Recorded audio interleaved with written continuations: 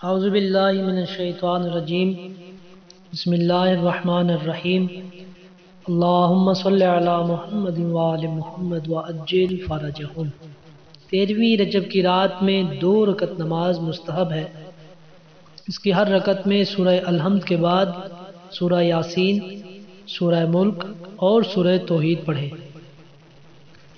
14ویں شب میں بھی 4 رکعت نماز 2 رکعت کر کے اسی طریقے سے پڑھنی ہے، اور 15ویں شب میں بھی 6 رکعت نماز 2 کر کے اسی طریقے سے پڑھنی ہے۔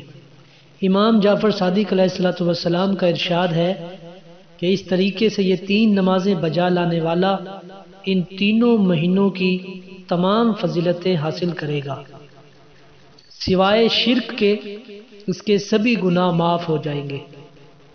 13ویں رجب کا دن بنا بر مشہور عام الفیل کے 30 سال بعد اسی روز کعبہ معظمہ میں امیر المؤمنین علی ابن ابی طالب علیہ السلام کی ولادت بسعادت ہوئی۔ عالم اسلام کو ولادت بسعادت امیر المؤمنین کی مبارکباد پیش کرتے ہیں۔ اگر کوئی شخص عمل داؤد بجا لانا چاہتا ہے تو اس کے لیے 13 رجب کا روزہ رکھنا ضروری ہے۔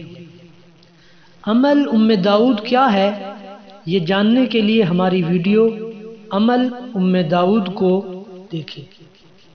اللہم صلی علی محمد وآل محمد وعجل فرجہم۔